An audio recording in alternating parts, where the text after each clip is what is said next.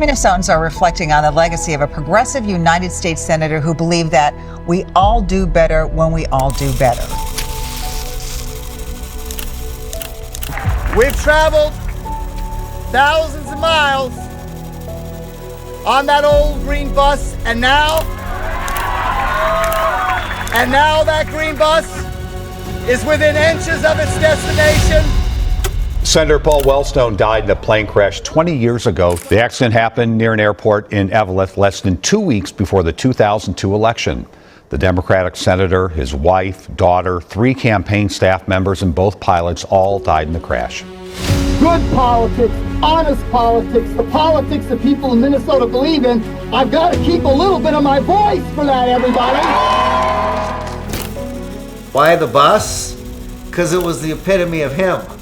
It was the underdog. It was the grassroots. It was the blue collar. It was just going to be this thing to ride around, and it was cheap. It was like $3,500. Think about what it really stood for.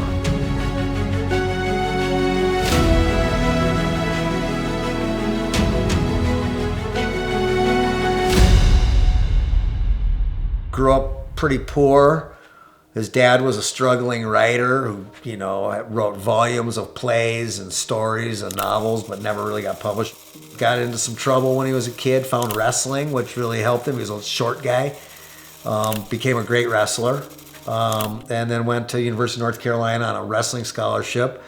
Civil rights movement was big at that time, right, in the early 60s, and he got hugely involved in that battle. He actually at one point went to some Ku Klux Klan meetings to denounce them and was threatened. So he was very confrontational in his style and his way. Came to Carleton, young professor, finished his school early, because they had me when they were 18, but always was still an activist while he was there. Everybody tried to keep him out, even the Democrats, because they thought, who is this wild guy? He has no money. In politics, oftentimes, if you're not around and haven't been ingrained and earned your right to be next on the totem pole, so he had to do shoe leather. My dad had to go out and find people because the establishment didn't really care for him. Driven by helping people and improving lives, getting out, going table to table at cafes, weaving back and forth in front of the green bus, running the whole parade route. Wellstone is seen by many as the little guy who could. Surrounded by family and campaign supporters, Wellstone continued reminding the crowd it wasn't money that made this win a reality, giving them the credit. We never really had all the money, but I had you. He was so good at what he did and believed it, if you've seen any of his speeches, right? And so he ignited people. He was this populist, true populist. And as a part of that, there was this bus that was a populist figure. It resonated with everyone. The bus went into the Hibbing Bus Museum, which then I think it was in Hibbing and then closed. Had to find a spot for it. But for a while it was inside in a museum.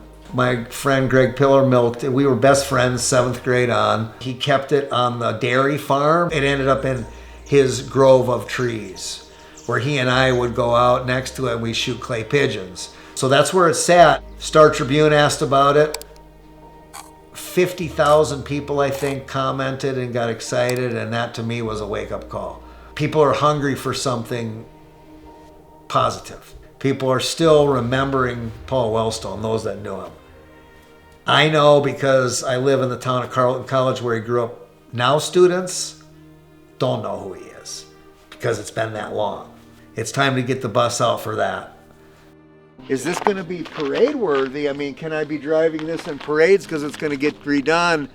And he told me it's not an if, it is going to be. He's in charge of the parade. It will be in his parade in Harding, July 5th. July 5th. May I be the driver? You may be the driver, okay. Or you may be out on the back. I might be on the back, given the, this is what the old man used to do.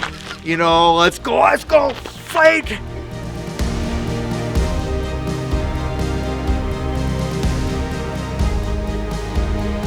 The day we got it on the flatbed, it was the start, right? It was almost surreal to me.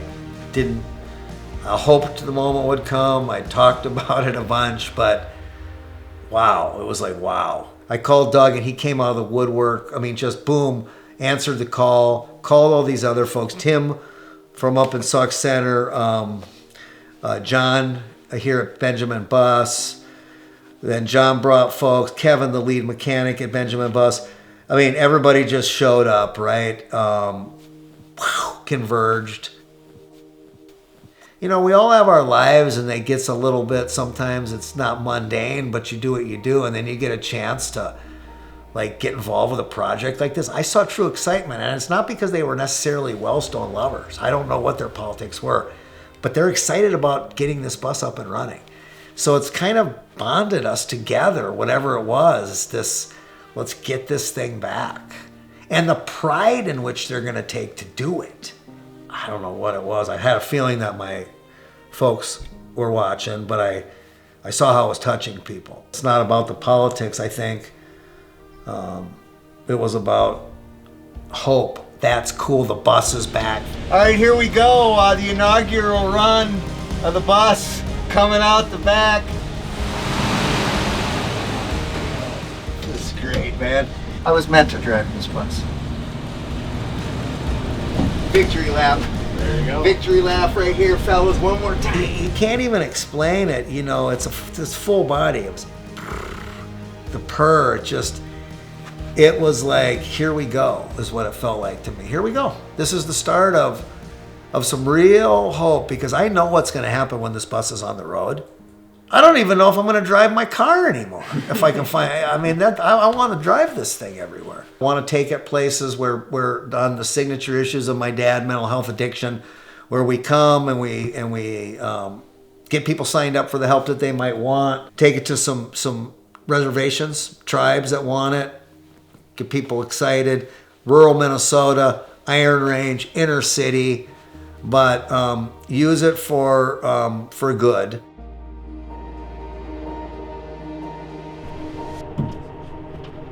I'm feeling better already after the second run. I'm just happy with how great it runs.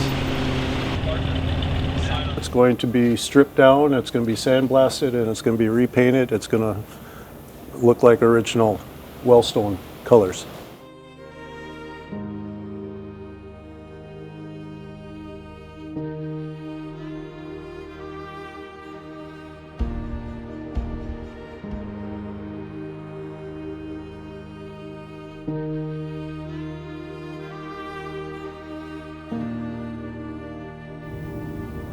Can't wait to see the bus. I've been working with Tim here forever. He's been working on the bus, and this is it for me, the first time checking it out. I've seen a couple pictures, but I'm pretty excited. Oh, look at this thing. Holy cats. That is, oh gosh.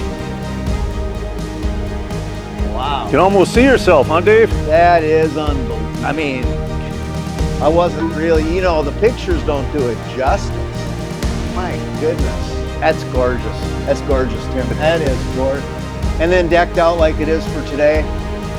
Perfect. Into here. Beautiful. Nothing's changed. Cleaned up, but still has that nice Wellstone bus smell that's from the woods. I mean, come on, guys. This is just unbelievable. Same everything.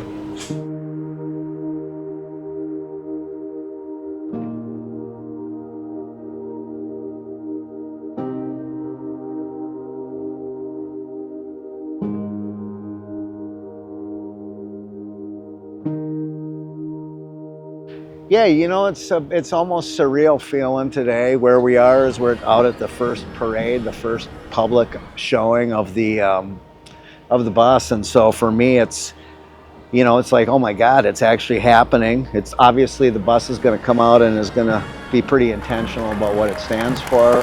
This is the symbol we've been looking for. This is the symbol of. I've been talking about it. It's time to put the talk into action and walk the talk. It's real easy to say what you want to do and what you're going to do, and then you got to do it.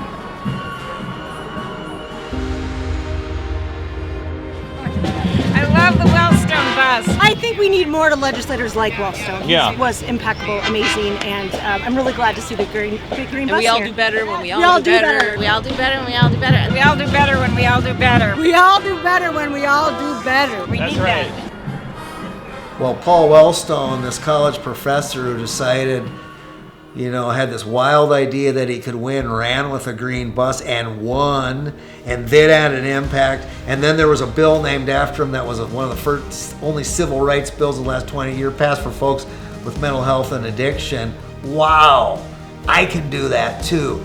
Hope. I want people to think of hope. I want people to think of finding issues where you can pull together and make a difference. To me, politics has to do with the way we live our lives, with the values that we hold dear, and with the principles that we believe in. And an education second to none, so that the white children in rural Minnesota understand the beauty of the culture of African Americans and Hispanics and Southeast Asians and Native Americans, and people of color in the cities understand the beauty of rural culture, and all the children learn the importance of toleration and respect for the human rights of all people, and every boy, and most important, every girl can grow up dreaming to be president of the United States. That is the real national security of our country.